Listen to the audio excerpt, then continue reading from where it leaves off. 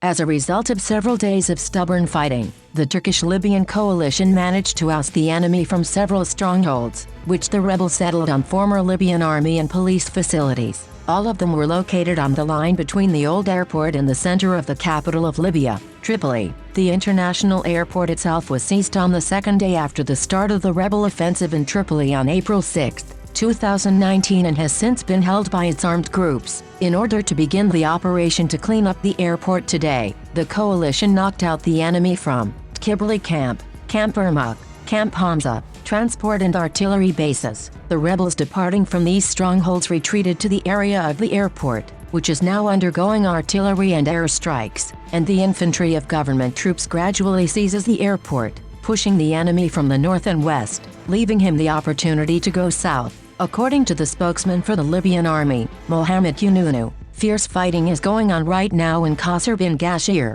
where the airport is located, and aviation has already destroyed 2 tanks and several enemy vehicles. In general, what has happened many times is repeated. The infantry enters after the aircraft and artillery. In general, the Operation Volcano of Wrath is slowly developing in the southern direction from the capital. But in this whole picture there is another important element that certainly affects the course of hostilities. According to an Anadolu agency, the Libyan army spokesman said that during the retreat, the enemy stopped collecting the bodies of his dead. Previously, he took measures to evacuate corpses, but now this practice has been discontinued. As of yesterday, 48 dead bodies of the enemy were discovered. Perhaps this is also due to the fact that in the ranks of the rebels who are forced to sit in closed positions, an epidemic of coronavirus broke out. So, the representative of the headquarters of the government forces, General Abdulhadi Dira, who manages operations in the Sirte and Al-Jafra directions, reported that according to intelligence,